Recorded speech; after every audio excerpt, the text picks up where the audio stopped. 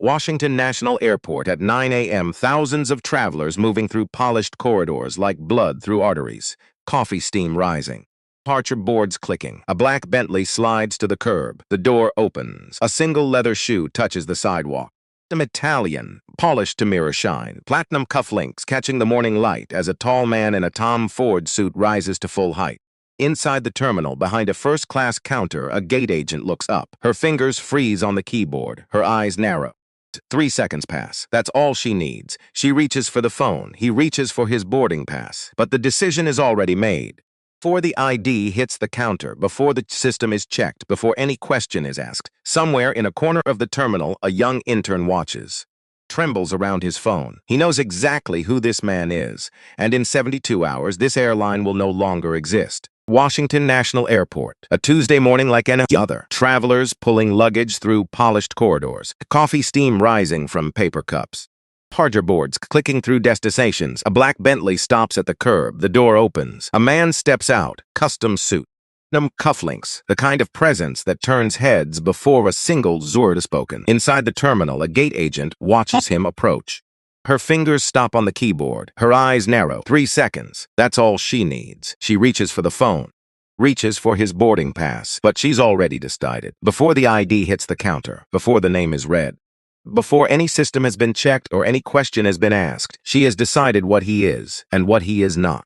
Security is called. Heads turn. A young intern freezes mid-step, phone trembling in his hand. Nobody in this terminal knows it yet. In the next 72 hours, this airline will not exist. His name was Marcus Eldridge, and he had walked into spaces that didn't want him his entire life. The chauffeur, a former Marine named James, who still pressed his shirts as if reporting for inspection, held the Bentley door with a precision that bordered on ceremony. Marcus gathered his leather portfolio, adjusted those platinum cufflinks. He'd bought them himself the day he closed his first billion-dollar deal. Because he needed them. Because he needed to remember that he could. Just the carry-on, James. I travel light these days. Onto the curb, 6'1", custom Tom Ford suit that moved like water over his athletic frame. 42, Marcus carried himself with the quiet confidence of a man who had stopped needing anyone's permission to exist. Take the rest of the day off, he told James. That's an order. James smiled. Because Marcus always said that. And James never listened. The automatic doors slid open, and Marcus walked into the terminal. He felt the shift immediately. Invisible recalibration. The one that happened every single time he entered a space not historically designed for men who looked like him. A businessman at the gate glancing up from his phone, glancing again. A security guard standing a fraction straighter. A woman, blonde mid-40s, pearls, clutching her handbag 2 inches closer to her hip. Marcus noticed all of it. Every micro-adjustment, every double take, every tightening of knuckles around a leather strap, he noticed. He kept walking. These moments had become background static in his life. Annoying, predictable, constant. He'd learned long ago that reacting only gave others power over his peace. So he let the static play and kept his frequency clear. He passed a bookstore selling bestsellers about leadership and mindfulness. Coffee stand where a barista was misspelling names on cups with cheerful efficiency. A family, mother, father, 2 small kids dragging rolling suitcases shaped like ladybugs. And the father saw Marcus and did that thing. Where a white man in a public space sees a tall black man in an expensive suit and can't quite decide whether to feel impressed or threatened. So his face does both at once. And the result is a kind of confused blankness that Marcus had seen so many times he could set his watch by it. Normal. All of it. The ambient friction of existing in a body that other people had opinions about. The first-class check-in counter was empty. 2 agents stood behind it. The younger one, a Latina woman in her mid-20s, whose name tag read Sooms, smiled automatically when she saw him approaching. Genuine, warm. But the other agent, Patricia Holt, 51 years old, 15 years with Meridian Airways. Hair pulled back so tight it seemed to stretch her expression into something permanently suspicious. She paused mid-sentence when she saw Marcus approach and gave him a look that started at his shoes and ended at her conclusion. Good morning, Marcus said, sliding his ID and platinum frequent flyer card across the counter. Meridian Airways to San Francisco. 11:30 departure. Patricia took his documents, slowly, handling them with the tips of her fingers. And how are you today? Pause before, sir. Tiny, deliberate, a scalpel hidden inside a pleasantry. I'm well, thank you. She tapped at her keyboard. Hard. Each keystroke a small act of aggression. Business or pleasure today? Business. I'm sure. She glanced at his ID. Back at him, then at his ID again. Patricia leaned toward Simone, whispered something Marcus caught in fragments, sharp. Tech guy, probably lucked into some money. Marcus had built a multi-billion-dollar AI empire from a refurbished computer in a foster home bedroom. But sure, luck, your boarding pass, Mr. Eldridge. Patricia handed it over with barely concealed reluctance. First-class passengers may proceed to the premium security lane and the first-class lounge. Boarding begins at 10:45. Thank you. He collected his documents, walked away, felt her eyes follow him across the terminal. TSA was uneventful, except for the random additional screening, which happened every time Marcus flew, every single time. Statistically improbable. Statistically guaranteed. He submitted to the pat-down without comment. Arms out. Feet apart, face neutral. 20 minutes later, Approached the entrance to the Meridian Airways first-class lounge. A young agent stood at the podium. Ryan, according to his tag, blonde hair, early, bright smile. Good morning, sir.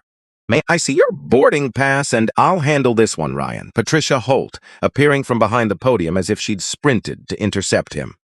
Slightly out of breath, flushed. This wasn't procedure. This was a mission she had personally assigned herself. Ryan looked confused. But he stepped aside. Marcus handed over his documents. Again, Patricia examined them. Again, turning the boarding pass over, holding it at an angle. Running her finger along the edges as if searching for a seam, a flaw, a reason. Is there a problem? Quiet, F-level. Just doing my job, sir. This first-class ticket seems unusual. Unusual how? Well, Patricia's nostrils flared. These are very expensive seats, and we need to be sure that all passengers are in their proper place. Proper place. The words dropped between them, heavy, unmistakable. Several travelers slowed their pace. Sensing something building, I assure you, Marcus said. My ticket is valid. Patricia scanned his boarding pass, frowned at the screen. It had betrayed her by confirming what she didn't want confirmed. Ticket. It's someone else's. She looked up. Did you find this boarding pass, sir? Or maybe it was purchased for you by an employer. A few feet away, an older white man in a golf shirt snorted, loud enough for the entire lounge entrance to hear. Maybe he's lost. Coach is that way. He pointed toward the main terminal. Patricia didn't correct him, didn't defend her passenger. She seemed to feed on the man's cruelty, standing taller, growing bolder. I'm going to need additional verification. This doesn't seem right. Marcus reached into his wallet, removed a black American Express Centurion card, the credit card so exclusive that most people had only heard rumors of its existence. Will this help verify my identity? Patricia's eyes widened for half a second. Then the mask returned. Anyone could have that. I'm going to need to call security. She picked up the phone, turned her back to him, dialed. And Marcus Eldridge, the man who had revolutionized artificial intelligence, whose systems protected the Pentagon, whose algorithms ran the infrastructure of every major airport in America, stood silently to the side. Waiting, posture perfect, face unreadable, hands clasped behind his back, because fighting would make him the angry black man, the threat. Problem. He had spent 42 years learning that the most dangerous thing a black man can do in America is show justified anger in the exact moment it's justified. Couple walking past slowed down. The woman whispered to her husband. Her husband glanced at Marcus, then at Patricia, then back at Marcus. He shook his head, not in disagreement, in resignation. I see what's happening, and I'm choosing not to get involved. Marcus cataloged that, too. The bystanders who saw injustice and decided it wasn't their problem. The supervisor arrived in under 3 minutes. Tall, broad shoulders, salt and pepper hair, moving with the economy of motion that comes from 11 years in the Air Force, followed by 2 decades watching airport terminals. Nameplate read Warren Briggs. What seems to be the problem here? This gentleman is attempting to access the first-class lounge with what I believe may be fraudulent documentation, Patricia said. The same tone she used for sir. A word turned inside out. Warren turned to Marcus. His eyes did something subtle. Brief flash of recognition. Then the professional mask clicked back. Sir, may I see your ID and boarding pass? Marcus handed them over, without comment. Warren examined them, then looked at Patricia. Mrs. Holt, everything appears to be in order. Mr. Eldridge's documentation is valid. But he doesn't, Patricia caught herself. I mean, it seemed suspicious. The system flagged. The system flagged nothing, Warren interrupted. I see no alerts on this passenger. I want him removed from the lounge area, just to be safe. Warren hesitated, and in that hesitation lived 20 years of moments, exactly this one. 20 years of knowing something was wrong and doing it anyway. Sir, Warren said, I apologize. But would you mind coming with me while we sort this out? Just procedure. Of course, Marcus said. Warren escorted him away. Marcus noticed a young black man in a Meridian Airways intern uniform watching the scene with wide, horrified eyes. His name tag read Darius, and his fingers were moving across his phone screen with frantic purpose. The security office was small. Gray walls, fluorescent lights that buzzed just below Marcus' awareness, a metal desk, 2 chairs, one padded for the officer, one not for the person being questioned. Marcus sat in the unpadded one with his spine straight. The room smelled like stale coffee and institutional soap. A motivational poster on the wall showed a bald eagle and the word integrity in capital letters. Marcus looked at that poster for a long time. Warren closed the door. His hand stayed on the knob an extra second, as if part of him wanted to open it again and walk Marcus back to the lounge himself. Mr. Eldridge, he finally says. It's all right, Mr. Briggs. For what it's worth, I know who you are.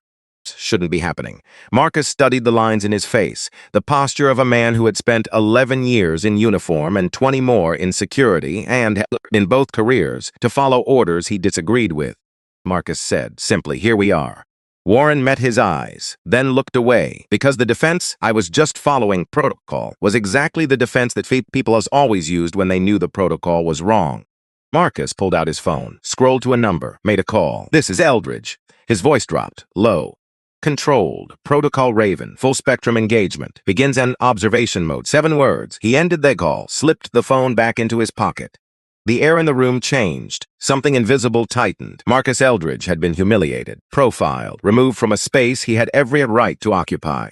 And he hadn't raised his voice, hadn't clenched his fist. Instead, he'd made one phone call, spoken 7 words, and set in motion something that could not be reversed. 20 minutes later, Warren returned. You're free to go, Mr. Eldridge. I'll personally escort you back to the lounge. That won't be necessary. My flight is boarding soon anyway. Marcus stood, straightened his jacket, walked out with the same posture he'd walked in with. Unbroken. In the corridor, he passed a janitor pushing a mop bucket, a gate agent rushing to a departure. A child eating a pretzel bigger than her face. The ordinary machinery of an airport, unaware that something had shifted in the architecture beneath it. Phone buzzed. A text from an unknown number. Mr. Eldridge, this is Darius Keene, Meridian intern. What happened to you was wrong. Many of us here respect you greatly. Marcus typed back. Stay observant. Truth reveals itself to the patient. He pocketed his phone and walked toward his gate. Behind him, the lounge. Ahead of him, San Francisco. But this story doesn't start in an airport. It starts on the steps of a foster home. 34 years earlier, Greenwood Foster Home sat on the corner of Drexel and 47th Street like a building that had given up. Peeled in long strips from the clapboard. The porch sagged in the middle. The front yard was more packed dirt than grass.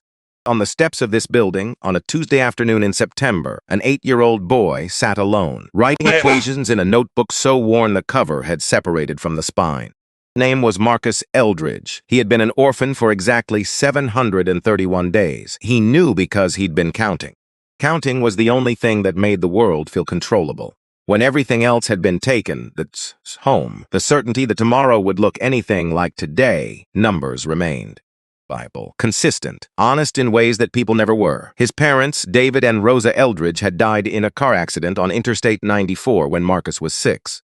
Samac truck, black ice, 3 seconds between ordinary and destroyed. Marcus had been at home with a babysitter, watching cartoons, eating cereal, while his parents' car spun across 4 lanes at 57 miles per hour and struck a concrete divider. He didn't find out until morning, when a woman he'd never appeared at his door with a face that told him everything before her mouth did. His mother's younger sister was his only living relative. She made promises. She'd come get him. She'd fix everything. She kept none of them. Marcus tracked the intervals between her visits in his notebook, plotted them on a graph, watched the line flatten to do 0 with the clinical detachment of a scientist recording the death of a hypothesis. So he sat on the steps, wrote equations. Miss Patterson, his social worker, sat down beside him, a heavy woman with kind hands. Your aunt's not coming today, Marcus. So sorry, he nodded, unsurprised. He'd already calculated the probability. It's okay, he said, not looking up. I need to finish this anyway. What are you working on? A system to predict patterns. His small face was far too serious for 8. You can predict patterns. You can prepare for what happens next. Miss Patterson's throat tightened. Of course, this child, this brilliant, abandoned child, who had lost everything before he could tie his own shoes, would be obsessed with predicting the future, with catching the next disaster before it caught him. You're a special kid, Marcus. Someday, everyone's going to know it. Marcus said nothing. He'd heard that before. Special, gifted, extraordinary. Words people used when they felt sorry for you, but didn't want to bring you home. Writing. The pencil was a number 2, dull. He sharpened it with a pocket knife he'd found in the yard. One of the older kids had dropped it during a fight. Marcus didn't carry it for protection. He carried it for pencils. The sharpener in the common room had been broken since April, and no one had replaced it. This was how Marcus learned about systems, not from textbooks, from broken pencil sharpeners that never got fixed, from ceiling tiles that leaked every time it rained, from a heating system that cut out every February because the boiler was 30 years old, and the budget for repairs had been reallocated to a new administrative building downtown. Marcus cataloged every failure, every moment where a small investment of attention would have prevented a large consequence of neglect. 2 columns in his notebook, one for math, one for the world, both governed by the same principle. Patterns repeat until someone interrupts them. Night after lights out, Marcus lay on his bottom bunk and listened to the new kid cry. The new kid was maybe 5, maybe 6, small enough that his feet didn't reach the end of the mattress. He'd arrived that afternoon with a garbage bag of clothes and eyes that hadn't stopped leaking since the social worker's car pulled away. Marcus wanted to climb down, sit on the edge of the kid's bed, say something, it gets easier, or I know, or you're not alone. But he didn't know how. Nobody had ever comforted Marcus, not after his parents died, not in the first group home where the older boys took his shoes and threw them on the roof. No model for gentleness, no stored memory of what it felt like to be held by someone who wasn't being paid to hold you. So he counted the kid's sobs, the intervals between them, tracking the rhythm, noting when it slowed, when it finally, around 2 a, faded into exhausted sleep. Marcus stayed awake until 3, making sure the breathing continued, watching over the kid from a mathematical distance because closing the emotional one was a skill he'd never been taught. In the morning, the new kid sat at the breakfast table and didn't eat. Marcus sat across from him and didn't speak. He pushed his extra juice box across the table, wordlessly. Without looking up, the kid took it, drank it, and for one brief moment glanced at Marcus with an expression that contained something fragile and enormous. It was the closest Marcus had come to human connection in 2 years. This was the night he learned to build a wall between what he felt and what he showed, to become 2 people, the one who hurt and the one who functioned. It would make him a billionaire someday. It would also make him profoundly lonely. By 14, Marcus had moved through 4 foster homes.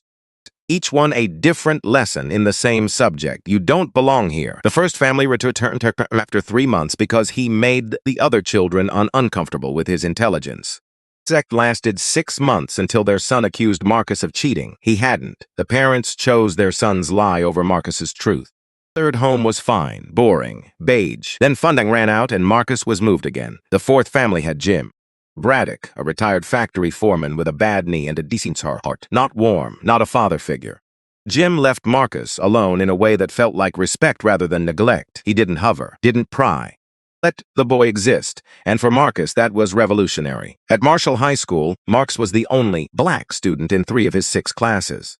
The bullying was creative. Notes in his locker, mixing spelling errors with racial slurs. Lunch trays accidentally knocked from his hands. Nickname Calculator. A linebacker named Garrett whispering affirmative action every time Marcus answered correctly, quiet enough that the teacher never heard. One afternoon in October, Marcus found the word monkey scratched into his locker with a key, deep grooves in the gray paint.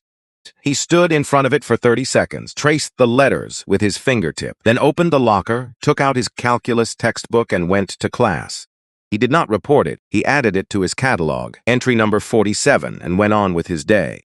This was not strength, this was survival, and Marcus understood, even at 14, that the 2 looked identical from the outside and felt nothing alike from within. Until Mr. Winters. Raymond Winters taught advanced mathematics. 53, same brown corduroy jacket every day, coffee that smelled like it had been brewed during the previous century. And he was the first adult who looked at Marcus's notebooks and understood he was seeing. "You're wasting your time here, mister." Winters told him after class, "You need to be challenged." I challenged myself. With what? Hesitantly. Because trust was a currency Marcus spent with extreme caution. He pulled out his latest notebook. Pages of code, dense, elegant, far beyond anything that should exist in a high school. Mr. Winters stared. "This graduate-level work. What exactly are you building? A predictive model for financial markets." A pause. "It's just a hobby. A hobby."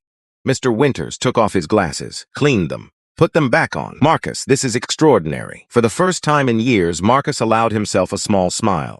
By 17, he was working 3 jobs: coffee shops before dawn, library after school, dishwasher on weekends. Every penny went toward refurbished computer parts assembled in his tiny bedroom. Frankenstein machine held together by determination and electrical tape. Motherboard secondhand. Monitor salvaged from a church recycling drive. Keyboard missing's the F7 key, which Marcus never needed anyway. "Burn yourself out, kid," Jim told him one night, finding Marcus still awake at 3 a.m. Face blue in the monitor glow. "I'm finishing my application. The scholarship for MIT is due next week." "What's the app do?" "Analyzes weather patterns and crop yields to predict food shortages before they happen. Could save thousands of lives." Jim stared at him. Understanding the technology, understanding the kid. Get some sleep, Marcus. Even machines need downtime. For once, Marcus listened. 3 hours before his 4:30 alarm. When he came home that afternoon, Jim was standing in the kitchen, holding an envelope with both hands. "If it were alive, this came for you. Express mail." Marcus opened it with fingers that wouldn't cooperate. A letter from MIT. Full scholarship, 4 years. Everything covered. He read it 3 times. The words didn't change. Real, permanent. Then he sat down on the kitchen floor, and for the first time since his parents died, he cried. The polite kind, the ugly, messy, full-body crying of a 17-year-old who had been holding everything together for 11 years and had finally found a reason to let it crack. Jim stood in the doorway, not saying anything, just being present. He stood there for 5 full minutes, then quietly made Marcus a sandwich. Turkey on white bread, mustard, no lettuce, because Marcus didn't eat lettuce, and Jim had noticed this over 2 years without ever mentioning it. Small things, that's what Jim was good at, not grand gestures. Small things that added up to something a boy without parents could almost mistake for love. Weekend, Jim's wife made a cake, store-bought frosting, candles left over from someone else's birthday. 3 foster siblings who didn't fully understand what MIT meant, but understood that Marcus was leaving and this was supposed to be happy. Should have been the beginning of everything. It wasn't. 2 years later, downtown Boston. A sterile conference room on the 43rd floor. The kind of building where elevators were silent and receptionists smiled without blinking, and every surface communicated a message. You are small, and we are not. 19-year-old Marcus sat across from 3 men in suits that cost more than his annual scholarship stipend. The man in the center was Jeffrey Carlisle. Silver hair, mid-60s, the confidence of a man who had never been told no by anyone capable of enforcing it. "Your algorithm is impressive, Mr. Eldridge. Rough on the edges, but we see potential. We're prepared to offer $50,000 for the intellectual property." Marcus frowned. "The projected value is in the millions. The World Food Program has already expressed interest." Carlisle laughed. Not at a joke. "At Marcus, you need to understand how business works. Son, we have the connections, the infrastructure. Not in diminishment. You want to strip the humanitarian application," Marcus said, "and sell the engine to hedge funds. We want to maximize its commercial potential. That's not what I built it for." Marcus stood, collected his prototype, a battered laptop running software that would one day be worth more than Carlisle's entire firm, and left without looking back. In the elevator, his hands shook. He had $37 in his checking account, shoes with a hole patched by cardboard. Dinner for the past 2 weeks had been ramen and peanut butter, and he had just turned down $50,000. The algorithm was supposed to predict famine. To save lives, not to make hedge fund managers richer. 6 months later, Carlisle Ventures launched a derivative of Marcus's system. Reverse engineered from the demonstration, they filed patents on his technology, made millions. Marcus received nothing. He found out on a Tuesday.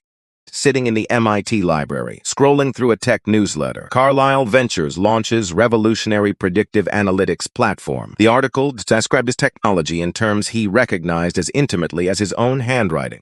Talk was his handwriting, translated into someone else's signature. He read it 3 times, closed the laptop, sat still for 4 minutes, walked to the bathroom and threw up. He tried to fight, hired a lawyer named Rachel, 26, fresh out of law school, working from a 1-room office above a dry cleaner in Cambridge. She charged half rate because she believed in the case. They filed suit. Carlisle's legal team, 4 attorneys from a firm occupying an entire floor of a Back Bay building, buried Rachel in procedural motions designed not to win but to exhaust. The judge, Arthur Harmon, same country club as Carlisle, campaign funded by Carlisle's firm, dismissed the case in 2 paragraphs. The plaintiff has failed to present sufficient evidence of intellectual property theft. The court finds no actionable claim. Rachel apologized on the courthouse steps. Marcus looked at her and felt not anger but gratitude. She had tried, she had believed him. In 19 years of life, the number of people who had done both could be counted on one hand. "Thank you," he said, meaning it completely. Then he looked up at the glass towers of downtown Boston. Sunlight bounced off them and hit his eyes, and for a moment the whole skyline looked like mirrors. Everything, revealing nothing, and Marcus made himself a promise, not the dramatic kind, something quieter, something that lived in bone. "The next time I walk into a bid made of glass, I will own it." 23 years passed between that courthouse and this airport. 23 years of building, grinding, turning rejection after rejection into fuel for an engine that would eventually become Eldridge Dynamics, a multi-billion-dollar AI agency whose systems secured the Pentagon, optimized global subchains, and ran the backbone infrastructure of 6 major airlines, including Meridian Airways, Seat 2A, first class, the ticket he'd paid for, the seat he'd earned. As the plaintiff taxied toward the runway, Marcus looked out at the Meridian Airways logo on the wing. Logo belonging to a company that was, in ways no one in that terminal understood yet, already his. His phone buzzed one final time before airplane mode. Okafor, in position. Standing by, Zara had been head of global security for Eldridge Dynamics for 5 years, recruited personally from a senior position at the CIA.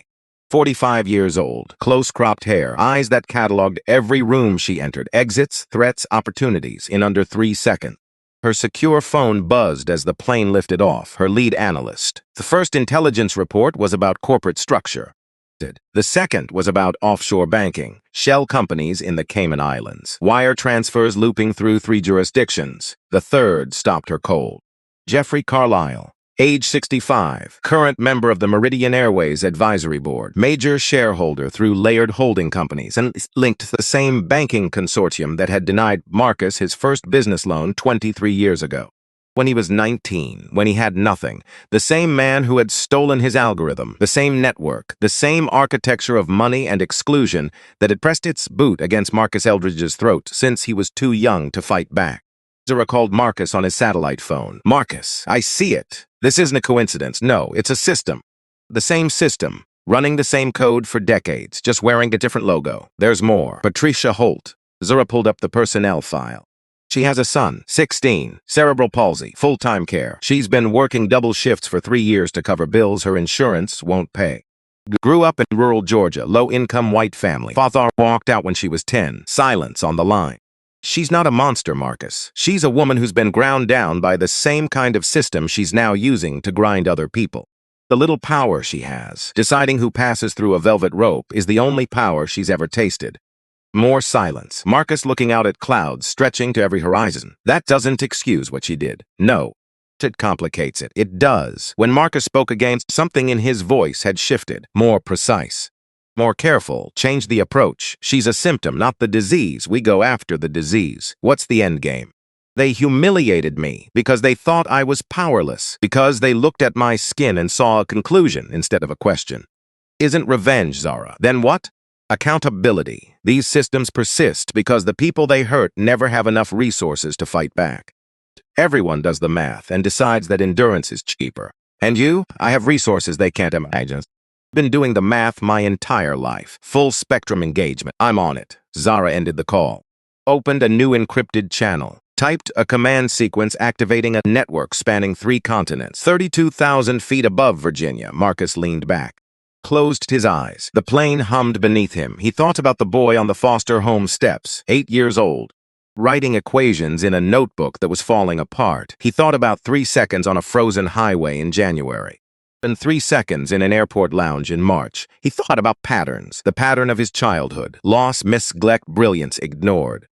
His career, innovation stolen, obstacles overcome, success built despite systems designed to prevent it. The pattern of this morning, assumption, confrontation, humiliation, silence.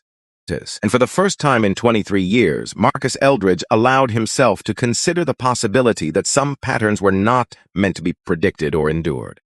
They were meant to be broken. The video hit the internet at 2:47 p.m. Eastern Time, shaky, shot from a phone held low at the hip.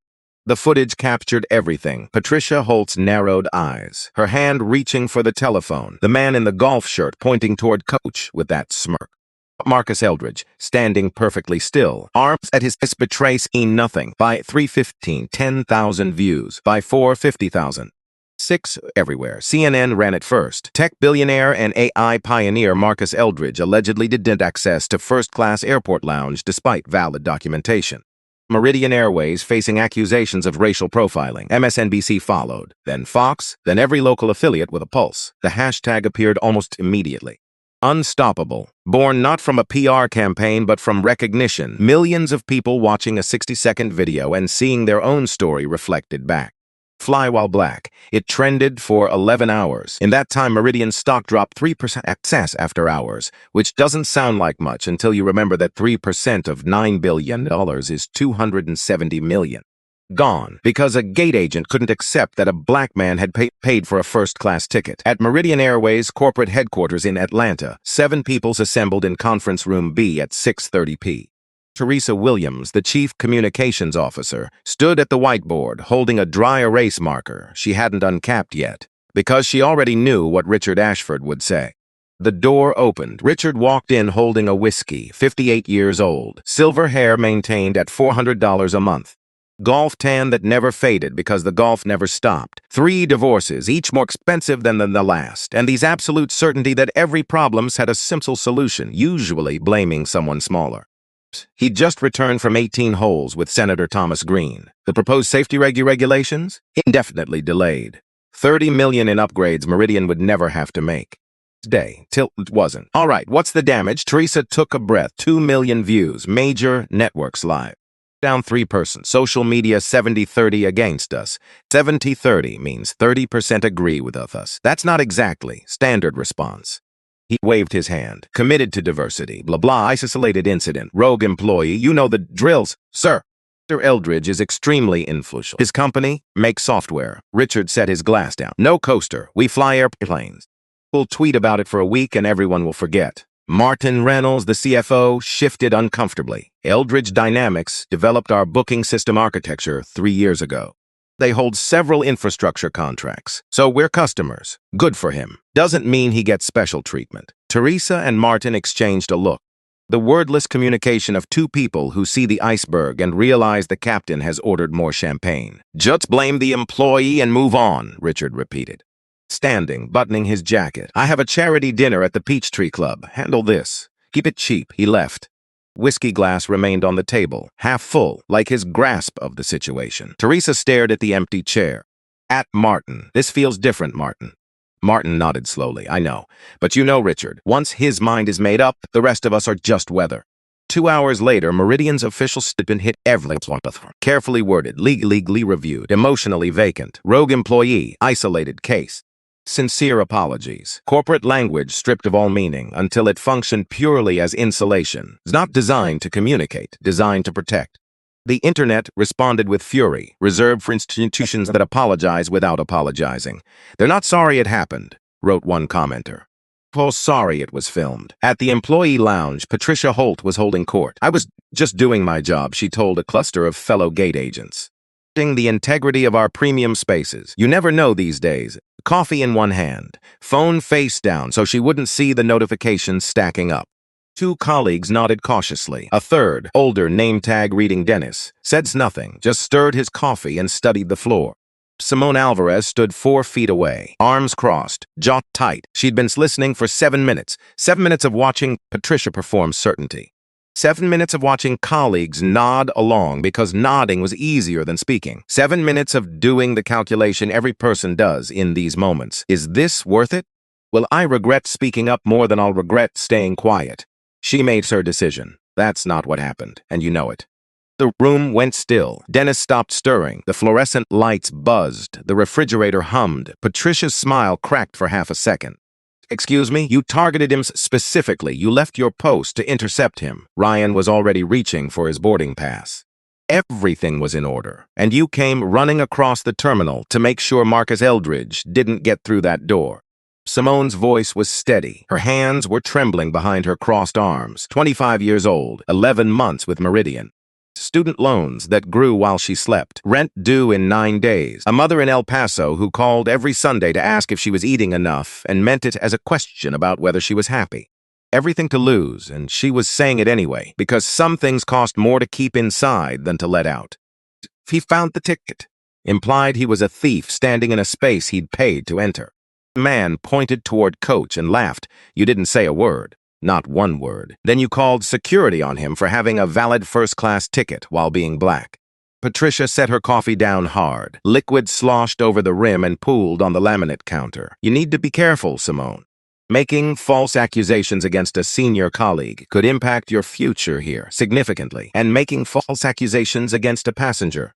Impact. Before Patricia could respond, their supervisor appeared in the doorway. Jeff Hadley, mid-40s, tie loosened. The expression of a man who had just gotten off a phone call he wished had been an email. Patricia. My office now. The smugness left Patricia's face in stages. First the smile, then the posture, then the certainty in her eyes, replaced by something flatter. Something afraid. She followed Jeff out without another word. As she left, her phone buzzed on the table. A notification from Meridian HR. All employees' social media accounts are now subject to review. Please refrain from commenting publicly on recent events. Dennis looked up from his coffee, said the first words he'd spoken in 20 minutes. Been seeing it for 12 years, sweetheart. Yesterday was just the first since somebody filmed it. He picked up his cup, took a sip that had gone cold 20 minutes ago, and walked out without looking back. Meanwhile, 3 time zones away at Meridian's IT Operations Center in Dallas, the first anomalies appeared at 11:47 p. Businesswoman in Houston tried to check in for her morning flight. Her reservation had vanished. She called customer service. 47 minutes on hold, was told her booking had been relocated, but no one could explain where, how, or by whom.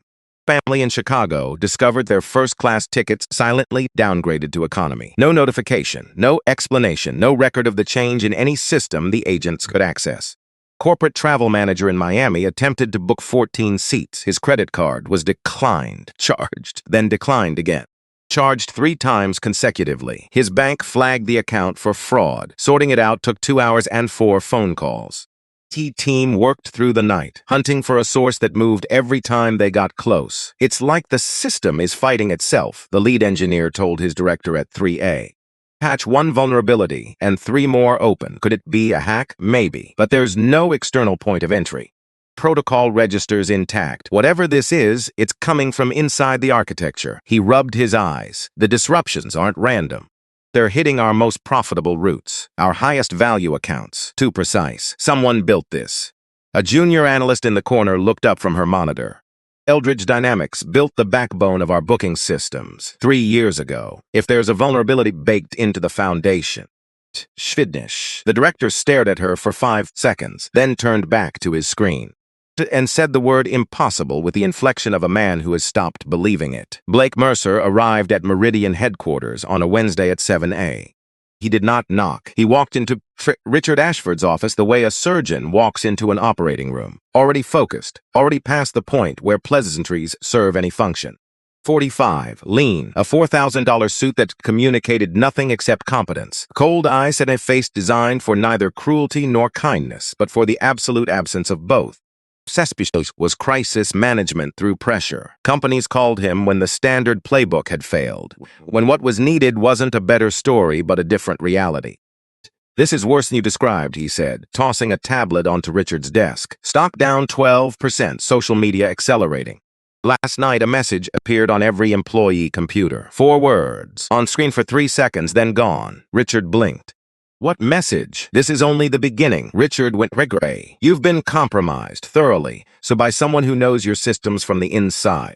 Can you fix it? I can manage it. Fix implies restoration. Manage implies control. They're not the same thing.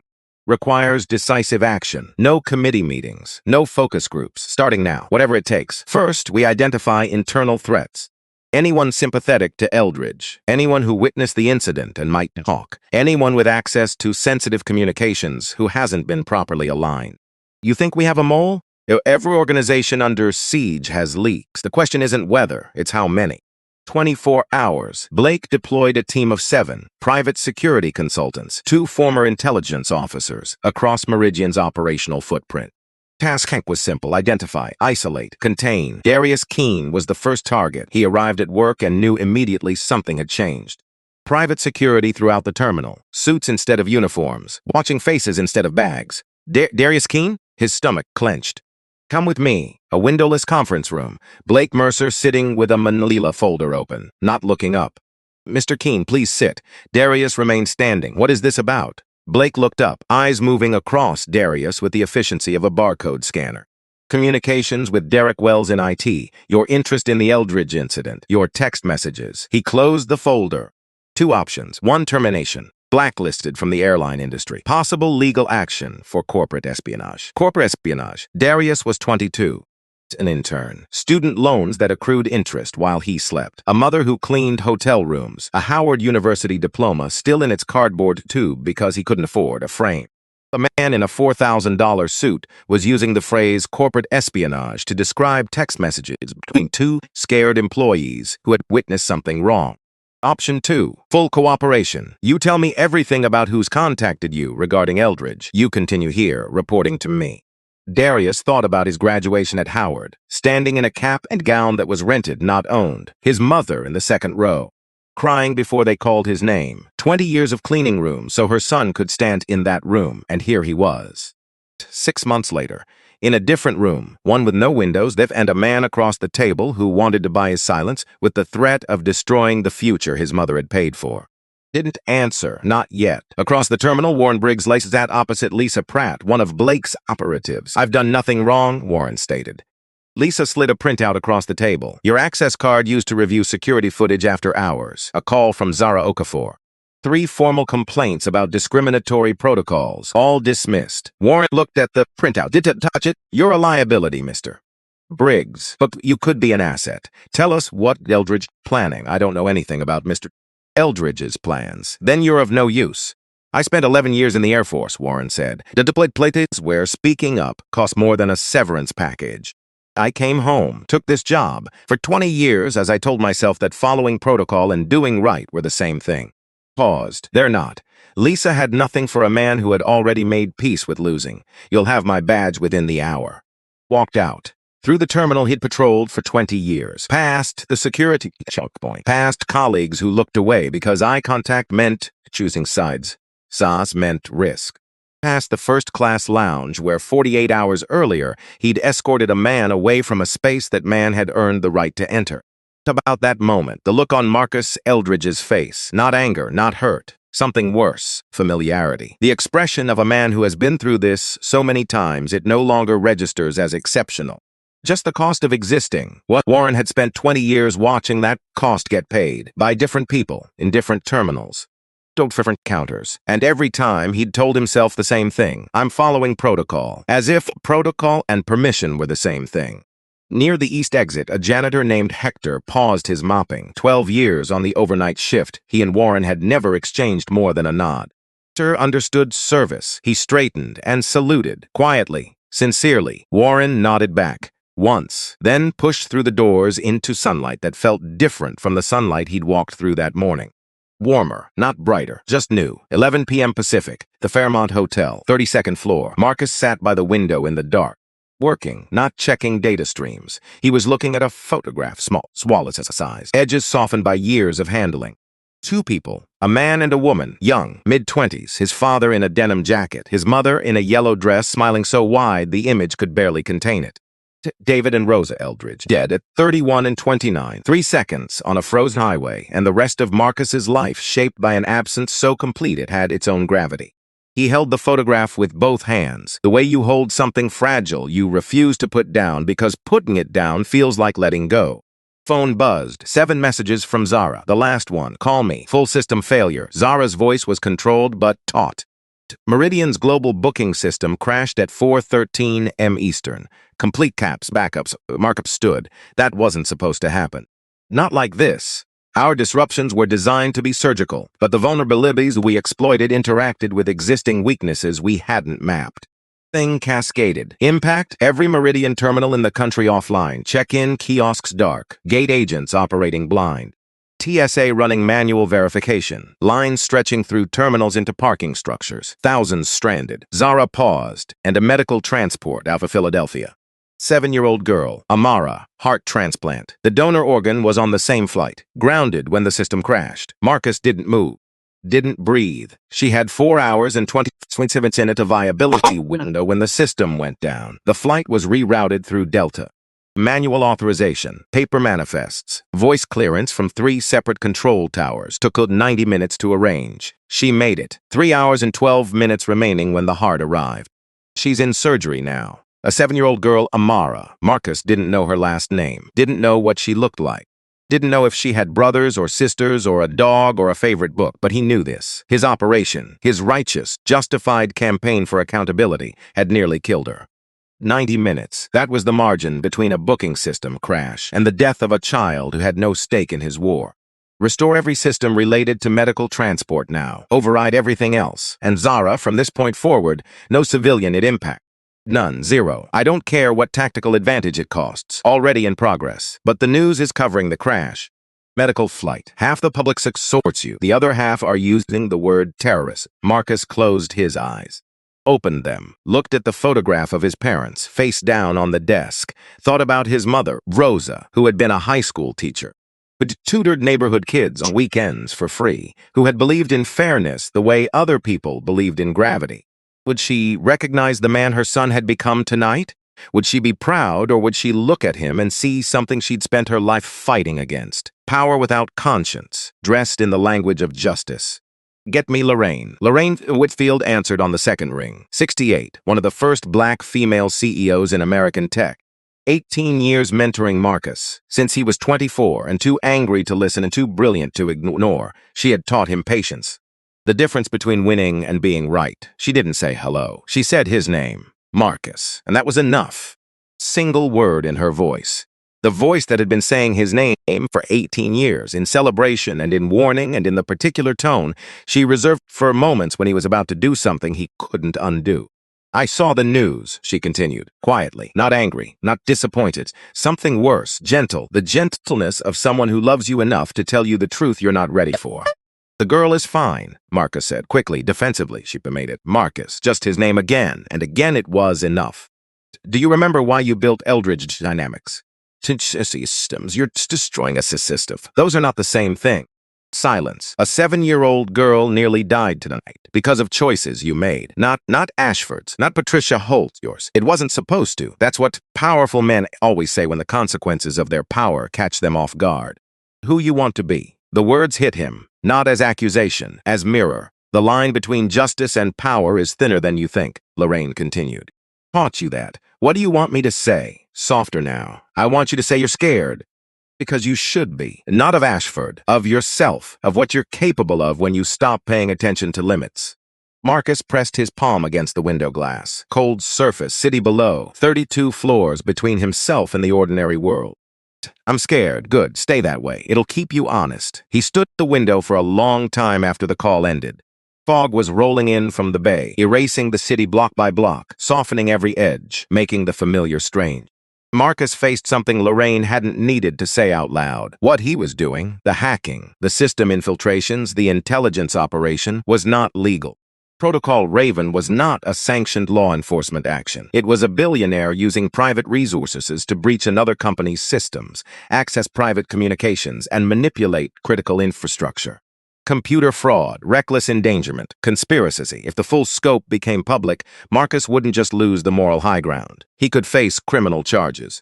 Justified it as accountability, as fighting a system too powerful for normal channels, and maybe that justification held in the abstract. But tonight, with a photograph of his dead parents face down on the desk and a 7-year-old girl in surgery 3,000 miles away, the abstraction had collapsed.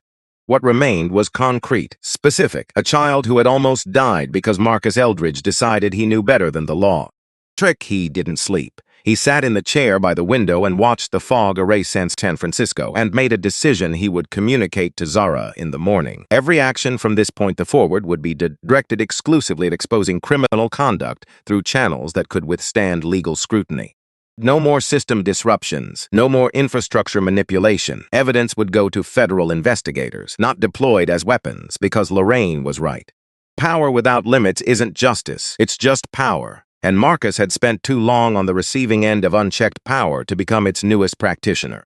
48 hours after the crash, Blake Mercer struck. A thinly sourced story appeared on a fringe website. Tech billionaire Marcos Eldridge accused of sexual misconduct. The story was fiction, built by a freelance writer who owed Blake a favor. The former employee was at $3,000 for a 45-second tearful video devoid of specifics. Fabricated emails with metadata so clumsy any forensic analyst would spot the inconsistencies within minutes. But forensic analysis takes time. The news cycle doesn't wait. Published at 6 a.m. Thursday. By 8 a.m., 3 mid-tier outlets picked it up, not because they believed it, because it was clickable. Because accusation generates revenue regardless of its relationship to truth. By noon, Marcus's name was trending for 2 reasons simultaneously. And the narrative, the clean, compelling story of a black billionaire fighting corporate racism, was fracturing, hero or hypocrite. Question appeared on screen crawls and in opinion columns and in that particular zone of social media where certainty is infinite and evidence is optional.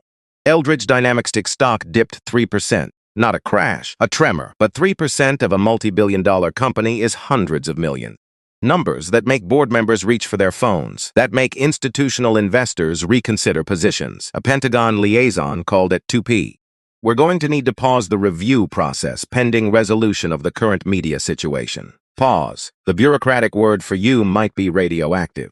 48 hours. Marcus stood on defense for the first time in his professional life. Not because the accusations were true. They existed, and in a media ecosystem optimized for speed over accuracy, existence is the only credential a story needs. Eat. Barely slept. Sat in the operations center while Zara's team raced to trace the fabrication. They found it in 31 hours. The emails had been generated on Blake Mercer's laptop, his VPN improperly configured, a mistake born of arrogance, the particular carelessness of a man who believes he's beyond accountability. Payment to the actress routed through a shell account Blake had used 3 times before and never closed. The evidence was compiled, packaged, delivered simultaneously to the outlets that published, the outlets that hadn't, and a specific email address at the FBI's cyberfraud division. The fringe site published a retraction so hastily it contained typos. The mid-tier outlets followed. By Saturday morning, every major outlet ran its own version. Fabricated accusations against Eldridge to Meridian crisis consultant.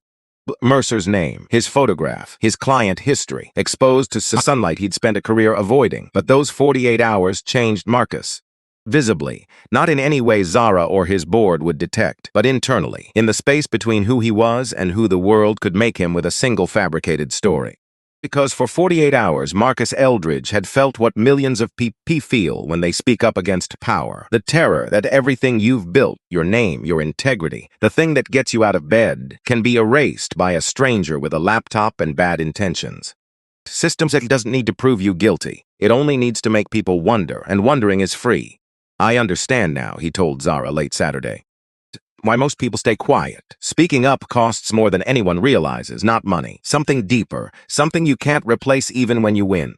In a 4th-floor studio apartment, Darius Keene sat on his bed staring at the ceiling. The black sedan was still parked across the street. Day, Blake's people. Not pretending to be subtle. His phone rang. Zara. The car across from your building. We know. We've been monitoring the monitors. What matters is your choice, Darius. Stay quiet and hope this passes, or stand up. We'll ensure your protection either way. I need to think. He hung up and did something he hadn't done since his father left when Darius was 12. He called his mother. Gloria Keene answered with his name. Full, complete, because she had chosen it from a book she'd borrowed from the public library, and she tended for people to use it properly. Darius, hey mama, it's late, what's wrong? If doing the right thing could cost me everything, should I still do it? Gloria was quiet, not because she was thinking, because she'd already answered this question 1,000 times. Every morning for 20 years, when she put on her uniform and went to clean rooms in hotels she could never afford to sleep in. Never had everything to lose, but I've always had my conscience, and that's the one thing nobody can take from you, Anwi. Softer. Your father had everything, the house, the car, the job title, lost all of it, because he never had what mattered. The thing inside that tells you who you are when nobody's watching. Mama, I'm not done. I clean rooms, baby. 20 years. I know what people leave behind when they think nobody's looking. Dirty towels on the floor. Tips they pretend to forget. Messes they'd never make in their own homes. And I know this. The ones who sleep well aren't the ones with the biggest suitcases. The ones who can look at themselves in the bathroom mirror without turning away. Darius sat with those words. Them settle into the place inside him where decisions are made, not the brain, not the heart, but somewhere between where courage lives when it's home. About the sedan outside, about Blake Mercer's cold eyes, about the word espionage used to describe text messages between two scared employees who had witnessed something wrong. He called Zara back. I'm ready. The meeting with Diana Kowalski happened 3 days later, a co-working space in Arlington. Pods and filtered water. Zara had chosen for its neutrality. Diana arrived first. 52, Chief Operating Officer of Meridian Airways. Daughter of Polish immigrants who came to Chicago with 2 suitcases and a belief in work that bordered on devotion. 30 years in aviation, every ladder climbed, every ceiling hit. Men with half her competence promoted over her so many times she'd stopped being surprised and started keeping records. For 4 years, quietly, alone, without telling a single colleague, every falsified maintenance document that crossed her desk, every harassment complaint routed to her before being rerouted to the shredder. Board meeting where Richard Ashford talked down safety to concern with whiskey and golf analogies and the absolute confidence that nothing would ever catch up to him. Had kept it all, encrypted on a personal USB drive, in a safe deposit box at a bank with no connection to any Meridian account. 4 years, no allies, no support, no guarantee any of it would ever matter. Just a woman who refused to participate in corruption and couldn't yet afford to fight it. Who had learned, in 30 years of navigating an industry built by and for men who didn't look like her, that the only weapon more powerful than information is patience. Kowalski, Miss Okafor, they sat across a table, 2 women, one representing the man attacking Meridian from outside, other representing the rot cultivated from within. I assume this is about Marcus Eldridge, Diana said. It's about Meridian. What it's become. What it's become. Diana's mouth tightened. You mean what it's always been. She placed a USB drive on the table. Small black, containing enough evidence to end careers and reshape an industry. I've been building this case since before Marcus Eldridge ever stepped into a Meridian terminal. 4 years, Ms. Okafor, alone, without a team, without a billion-dollar company, without anything except this drive and the knowledge that eventually somebody with enough firepower would show up. She pushed it across the table. I don't need a rescuer. I need a partner with the resources to survive the explosion. Evening, Zara relayed the conversation. Marcus listened in silence, then said something Zara hadn't expected. She's been doing this longer than I have. For yourself. No resources, no team, no operation with a classified name. Just one woman and a USB drive and more courage than I've shown in this entire campaign. Problem? No. Something in his voice lightened, as if a weight he'd been carrying had been deliberately set down. First thing about this whole situation that actually makes sense. He paused. Send Diana my number. Tell her I'd like to listen. Listen. Zara recognized what she was hearing. Not weakness, humility, the real kind. The kind that comes not from losing power, but from understanding that power shared is power multiplied. Outside the window, the fog had lifted. The Golden Gate Bridge was visible, red against blue. Some things are worth waiting for. Some things require patience measured not in days, but in years. Diana Kowalski had understood that long before Marcus Eldridge arrived. Finally, he understood it, too. The reckoning began at 9 a.m. on a Tuesday, not with a single explosion, with a dozen cracks appearing simultaneously in a structure that had been rotting from the inside for years at 9:01 a.m. The Washington Post published a 12,000-word investigation titled Inside Meridian Airways, A Decade of Deception, 7 Anonymous Sources. Internal documents, a corporate culture built on intimidation, fraud, and the systematic burial of safety concerns. The reporter had been working the story for 3 weeks, fed information through chins so carefully layered that no single thread could be traced to its origin. Palpable for Amol, a whistleblower complaint appeared on the SEC's public portal. 47 pages, transaction records mapping money through shell companies in 3 jurisdictions. Board meeting minutes where safety upgrades were voted down with cost-benefit calculations that valued shareholder returns over passenger lives. Audit reports doctored before submission to regulators, with tracked changes still embedded in the metadata because whoever falsified them hadn't known enough about document forensics to cover their tracks. 9:07 CNN broke into regular programming. At 9:09 MSNBC, 9:11 Fox. At 9:04 Senator James Wheeler of the Transportation Committee stood on the Capitol steps. Diana Kowalski, silent, composed, hands clasped, duo of Meridian Airways, stamped aside the investigators instead of the investigated. These allegations are deeply troubling, the senator said. If verified, they represent one of the most significant breaches of public trust in aviation history. Diana didn't speak. Her presence was the statement. 4 years of solitary evidence gathering, compressed into the simple act of standing on the right side of a podium. She had imagined this moment 1,000 times in the elevator at Meridian headquarters after another board meeting where she'd been overruled. In her car in the parking garage, gripping the steering wheel, reminding herself why she was still there. 4 years of patience. Now the patience was paying dividends. Within an hour, Meridian Reckoning joined Fly While Black in the trending columns. Financial analysts who had spent years were rereading those returns with new eyes. Institutional investors began quietly liquidating positions. The word quietly doing a lot of heavy lifting, because there was nothing quiet about tens of billions of dollars moving out of a company stock in a single morning. Atlanta, Richard Ashford watched from behind his desk, standing, not sitting, 3 television screens showing 3 networks showing his face.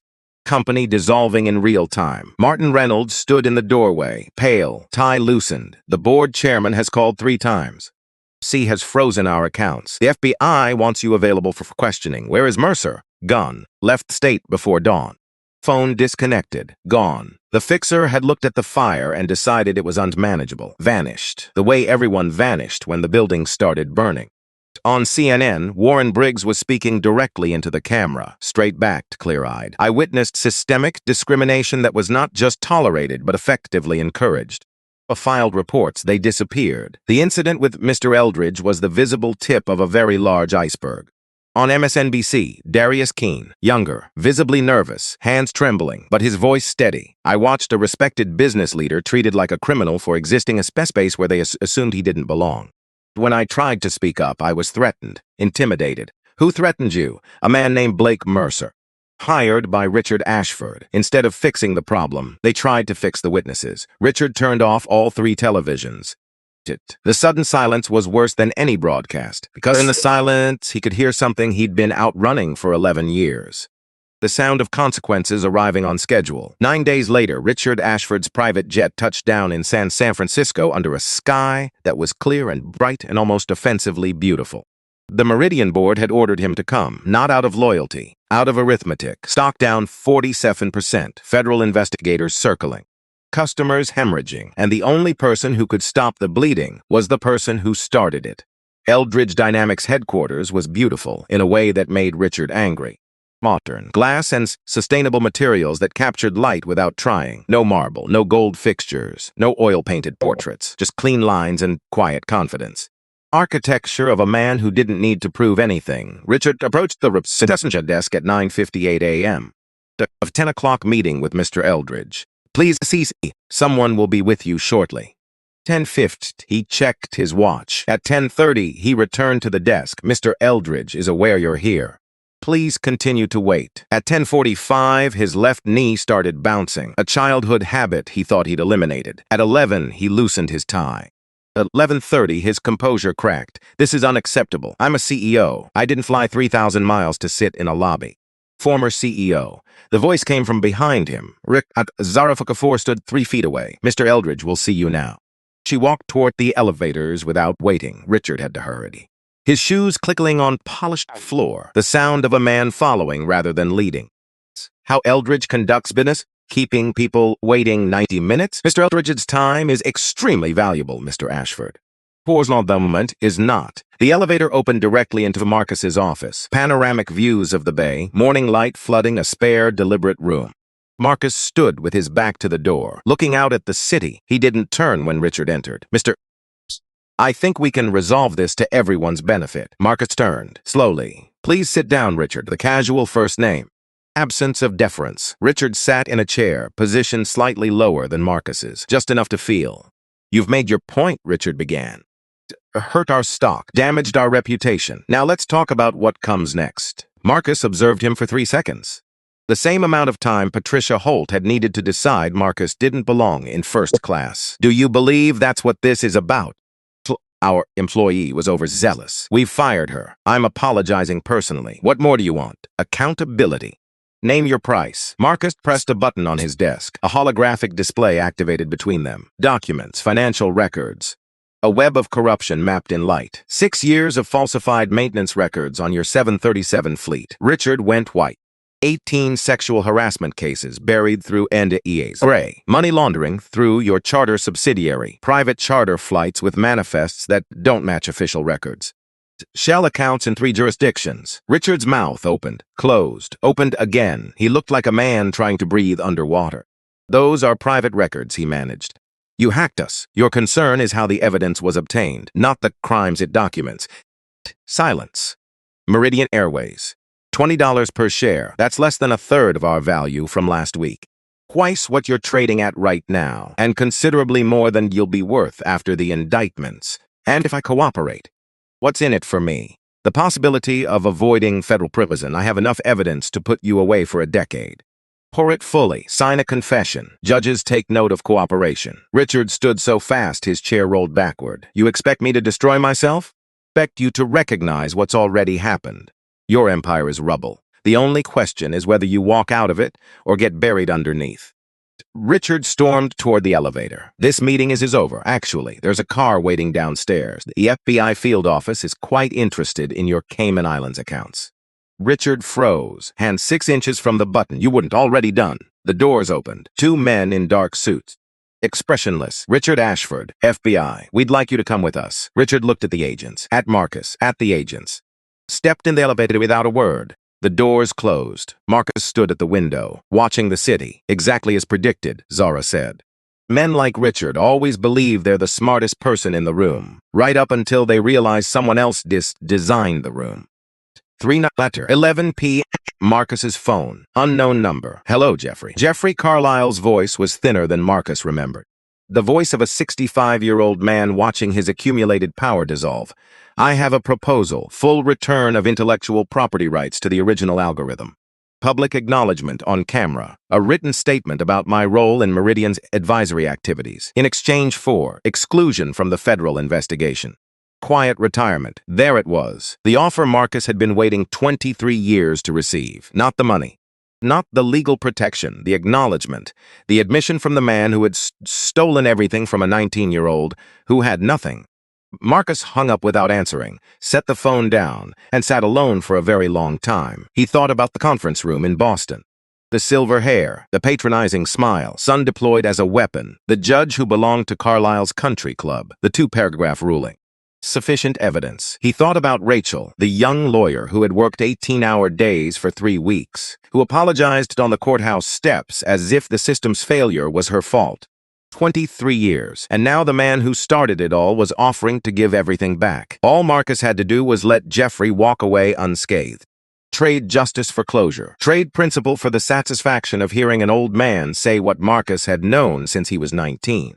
The hardest decision of his life. Harder than building Eldridge Dynamics. Harder than activating Protocol Raven. Harder than sitting in a gray security office while his dignity was dismantled by a woman who couldn't see past his skin. Those decisions had clear opponents, external enemies. This decision had only one opponent, Marcus himself, the part of him still standing on courthouse steps. Still 19, still needing to hear the words of what's wrong, the part that had never healed because it had never been given the chance. Justice delayed is not justice denied, it's justice calcified, hardened into something that looks like strength but feels like stone. The next morning he called Carlisle back. You can't buy 23 years of silence with a confession. Save yourself. Be reasonable, confess if you want to. Do it publicly, under oath, in a deposition, not as a private transaction. Justice isn't commerce, Jeffrey. It's not something you negotiate. It's something you submit to. You'll regret this. I've regretted a lot of things. Toth won't be one of them. He hung up. His hands were shaking, not from anger, from the weight of choosing principle over relief. Of declining the thing you've wanted since you were 19, because accepting it on these terms would make it worthless. Would turn 23 years of waiting into a transaction, would reduce everything Marcus had built, every sleepless night, every rejection overcome, every moment of dignity maintained in rooms designed to strip it away, into a number on a balance sheet. Poured a glass of water, drank it, set it down, then picked it up and threw it against the wall. It's everywhere, water running down the paint, a starburst of fracture lines where the glass had hit. He stared at the mess. The evidence of an emotion he'd spent 42 years pretending he didn't have, then got a towel, cleaned it up. Every shard, every drop, methodically, because Marcus Eldridge was a man who broke things in private and repaired them before anyone could see. Man whose entire empire was built on the foundation of a child who decided that if the world insisted on being cruel, his response would at least be precise. Lorraine called that evening. "You okay?" I turned him down. He offered everything. The IP, the admission, everything I've wanted since I was 19. A long breath. "I'm proud of you, Marcus. It doesn't feel good. No, doing the right thing almost never does." It's how you know it's right. The board of Meridian Airways voted on a Thursday, emergency session, 11 members present. One chair empty. William Freeman, the senior member who had been quietly appalled by Richard's leadership for years but never quite appalled enough to act, spoke last. "We accept the offer. Restructure, survive, or we reject it. Bankruptcy, free saveship, 28,000 employees lose their jobs, not because of anything they did, because of what we allowed." 11-3. The three dissenters sat in silence, not because they disagreed with the evidence, because they were afraid of what came next, of a world where the connections they'd cultivated over decades of golf games and charity dinners and private clubs memberships counted for nothing. William signed the resolution first. For the record, he said to no one in particular, "We should have done this years ago." For it took a man being humiliated in our own terminal to force our hand. Nobody responded. The room had run out of excuses. Meridian Airways ceased to exist as an independent company at 4:47 p.m. Eastern. Martin Reynolds, the former CFO, sat alone in his office that evening. Cooperated early enough to avoid charges, but he had known, for years, about the offshore accounts, the falsified records, buried complaints. He had known and done nothing, and the weight of that nothing, the accumulated mass of every meeting where he could have spoken and didn't, sat on him with a gravity that no cooperation or agreement could reduce. Would carry it for the rest of his life, a sentence delivered by no judge, served in no prison. But inescapable, Diana Kowalski was named CEO the next morning, same office Richard had occupied for 11 years. She had the whiskey cabinet removed. Portrait, the golf trophy, replaced them with nothing. Empty space. Simone Alvarez was appointed director of the Passengers Experience and Equality Division. She stood her new office, small, windowless but hers, and called her mother in El Paso, "Mama." Promoted. Her mother was quiet, then said something in Spanish that Simone would carry for the rest of her life. "Well, your grandmother cleaned offices in buildings where she wasn't allowed to use the front door, and now her granddaughter has her name on a door. Make sure that door stays open for everyone." Patricia Holt was terminated at 2 p.m. on a Friday. Security walked her out through a side entrance. She carried a cardboard box. 15 years compressed into corrugated cardboard, a coffee mug, a photo of her son, performance certificates from years when complaints had been successfully buried. The hallway, she ran into Simone. "Did this," Patricia said, voice raw. "You've ruined my life." Simone felt something she hadn't expected, not satisfaction. Because Patricia was a 51-year-old woman holding a box, and whatever she'd done, she was also a mother whose son needed her. "I didn't ruin your life, Patricia. Every time you chose who belonged and who didn't. Every time you decided someone's worth based on what you saw instead of what was true. It's what ruined it. I was following policy, unwritten, but understood. Then everyone was wrong." Patricia turned. Walked through the exit, into whatever came next. Richard Ashford's sentencing took place on a gray November morning. The federal courtroom was full. Reporters, cameras, former colleagues who had come to watch or to distance themselves, or both. Richard stood in a suit that no longer fit, 12 pounds lost in custody, not from the food, but from the anxiety. The relentless grinding of a mind that had spent 6 decades believing it was untouchable, finally confronting evidence that it wasn't. Plea deal, 15 years reduced to 7. Full cooperation, names, dates, account numbers, everything he'd hidden, handed over in depositions that gave prosecutors enough material for 11 additional cases, including Jeffrey Carlisle, who had declined Marcus' private offer and would now face a very public reckoning. The irony was precise. Carlisle had stolen 19-year-old's algorithm and gotten away with it for 23 years. Different kind of algorithm, slower and less elegant but relentless, was catching up as marshals led Richard from the courtroom. A reporter called out, "Any comment on the launch of Eldridge Air?" Richard turned his head. One moment of something almost human. Not anger, not defiance, bewilderment. The look of a man who cannot comprehend how the world changed while he wasn't paying attention. The door closed behind him, and Richard Ashford disappeared from public life. Spring, Washington National Airport, where everything had started. Tarmac transformed, a stage with 3,000 guests, news crews from every network, and behind the stage, the first aircraft of Eldridge Air. Plane was beautiful, a stylized E with wings suggesting open arms in deep blue and gold. Along the fuselage, in letters large enough to read from the ground, "Where everyone belongs." Marcus stepped the podium at 10A. Dark suit, no tie, his platinum cufflinks catching light, the same ones he'd been wearing the day Patricia decided he didn't belong. Thought about wearing different ones, then decided no, these were right. Today marks not just the beginning of a new airline, but a new vision for what air travel can be. He paused. Let the silence work. Eldridge Air is founded on one principle. Every passenger, every employee, every person deserves dignity. Where everyone belongs isn't a slogan, it's a promise. He outlined the policies. Equity training with real accountability. Anonymous reporting systems designed by people who'd actually been discriminated against. And the program that made the audience murmur. Free flights for students from underserved communities who couldn't afford to visit colleges they'd been accepted to.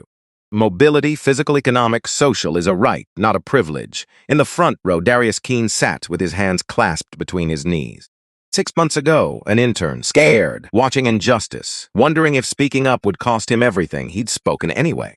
When Marcus introduced him, Darius walked to the podium on legs that didn't feel entirely his. He talked too fast at first.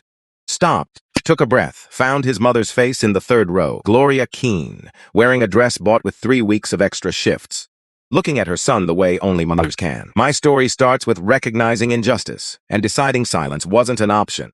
Paused. An airline isn't just a business, it's a gateway to opportunity, to connection, and everyone deserves access. Just the people who look right or dress right or carry the right name. He looked at Gloria. My mama cleans hotel rooms, 20 years. She taught me that dignity isn't something you earn, it's something you're born with. No one has the right to take it from you. The applause broke something open in the room. Polite applause, the kind that comes from recognition. Warren Briggs sat in the second row, Director of Security Operations, Eldridge Air. 2 months ago, he'd been cleaning out his desk, putting 20 years into a cardboard box, sitting in his driveway wondering if integrity always came with a receipt for everything it cost. Janet had knocked on the car window, handed him coffee, said 5 words, comes inside and start over. Now he was here, 11 years in the Air Force, 20 years at an airport that didn't deserve his loyalty. Finally, at 55, protecting something he actually believed in. He caught Darius's eye, gave him a nod. One veteran to another. And then something happened that wasn't on any schedule. Marcus had stepped away from the podium, standing near the plane, shaking hands. When he looked toward the terminal and saw her, near the new accessibility entrance, wide, smooth, barrier-free, Patricia Holt was pushing a wheelchair. Chair, a teenage boy, 16, thin, head tilted slightly, hands resting at angles that spoke of muscles that wouldn't cooperate. Blanket across his legs and on his face, open, guarded, free of every pretense adults spend their lives constructing, a look of pure wonder. He was looking at the airplanes. Patricia's face was different from the one Marcus remembered, drawn, tired. The face of a woman who had lost her job and her reputation and navigated the aftermath with the only person who had never cared about any of those things. Her son, who loved her not because she was right or wrong, but because she was his mother. She pushed the wheelchair through the accessibility entrance. The ramp was gentle. The doors opened automatically. The passage wide enough for the chair to move without scraping. The small indignity of struggling through a space not built for you, one of the features Marcus had designed. Patricia looked up, across the tarmac, and saw Marcus. Marcus looked back, 2 people on opposite sides of a distance measured not in feet but in lifetimes.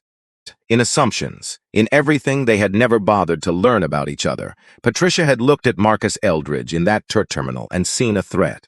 A man who didn't belong, a problem to be solved with a phone call and a security escort. She had not seen his parents who died on a frozen highway.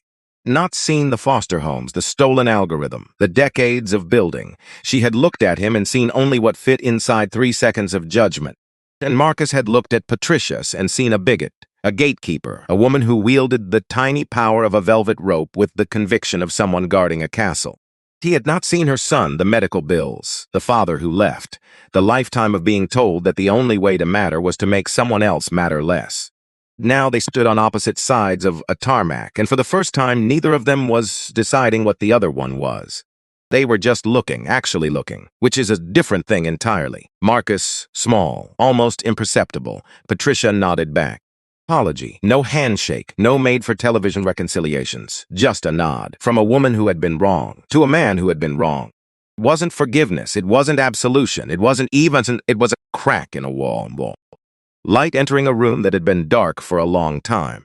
Sometimes that's all you get, and sometimes that's enough. 3 weeks later, Marcus landed on the south side. The neighborhood hadn't changed.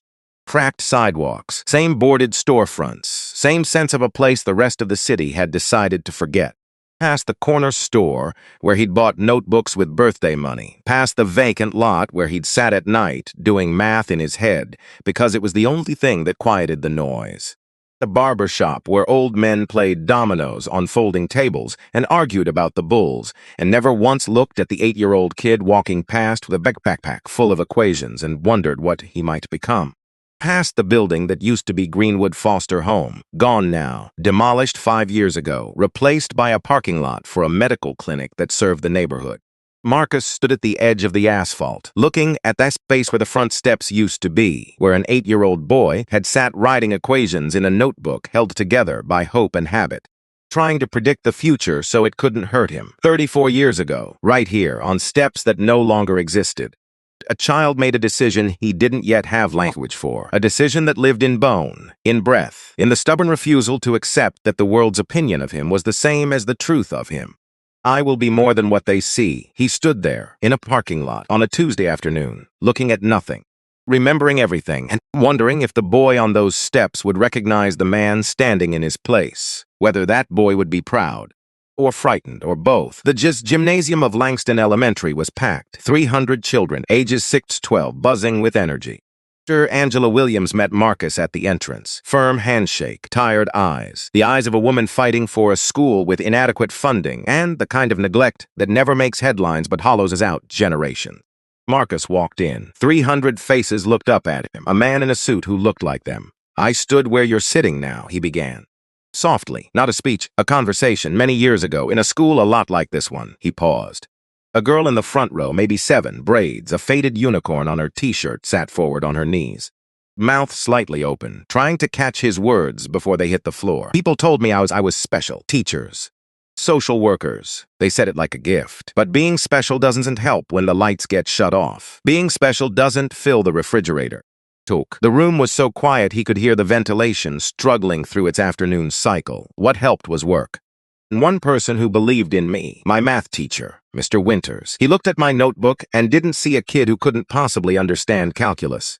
He saw the calculus, and he said, "You deserve to be challenged." He looked at the teachers lining the walls. Some of them already crying. One person, that's all it took. One person who saw what was there instead of what they expected to see. Veiled the plans. The Eldridge Foundation, $50 million of technology center, scholarships, mentorship networks, coding workshops, robotics labs. A library that would make the one at Marcus's high school look like a magazine rack. This isn't charity. This is investment. In you, in your potential, because there's an exorcist standing where I'm standing right now is sitting in this room. Refuse to let the world waste that. The gymnasium erupted, teachers crying, children cheering, Dr. Williams pressing both hands over her mouth. And Marcus standing in the noise and the joy and the chaos of 300 children who had just been told that someone believed in them, felt something he'd spent 42 years learning to suppress. Hope, unguarded, the kind that has no contingency plan, the kind that hurts because it means something. That evening, Marcus boarded the inaugural flight of Eldridge Air. Washington to San Francisco, the same route, the same departure terminal, the same first-class cabin, everything the same, everything different. Flight crew was diverse, not as a marketing initiative, as a fact, as a reflection of who actually lives in the world rather than who has historically been allowed to represent it. Cabin had been redesigned, wider aisles, accessible lavatories, seating that adjusted for different body types, small changes, the kind most passengers would never notice. But the kind that some passengers, the ones who had spent their lives being squeezed into spaces not designed for them, would feel in their bones. A flight attendant approached, name tag still shiny, the newness of it catching the cabin light. "Mr. Eldridge, it's an honor to have you aboard." And he smiled, not the careful, calibrated smile he wore in boardrooms and press conferences, and every other space where vulnerability was a liability. A real one, the kind that happens when a person has stopped performing and started living. The kind that costs nothing and contains everything. He settled into his seat, buckled the seatbelt, looked out the window, the Eldridge Air logo on the wing catching the last light of a day that had begun in the same terminal, where, months earlier, a woman had looked at him and decided, in 3 seconds, that he was a problem instead of a person. The plane began to move, acceleration pressing him back, wheels leaving the ground, that moment between places, between what was and what was becoming. He reached into his pocket, took out the photograph. David and Rosa, young, laughing, forever. He held it against the window. For one moment, his parents could see the sky. "We made it," he whispered, not to anyone who could hear. To everyone who couldn't, to the boy on the steps, to the teenager in the courtroom, to every version of himself that had been told no and not here, and you don't belong. Below, the city shrank, its patterns visible from this height, roads and neighborhoods and systems, all designed by someone, all capable of being redesigned. Marcus put the photograph away, leaned back, closed his eyes, and 32,000 feet below, in a hospital room in Philadelphia, a 7-year-old girl named Amara opened her eyes, saw her mother's face, and smiled. She didn't know about Marcus Eldridge or Meridian Airways or the war that had nearly ended her life. She didn't know the man who had almost killed her was the same man who had ensured she'd have the best care, the best doctors, everything she needed. She knew only this: she was alive. Her mother was here, sunlight through the window, and her chest hurt in a new way. The old hurt, not the failing heart, a different hurt, the hurt of something healing. She reached for her mother's hand, held it, breathed, and that was enough.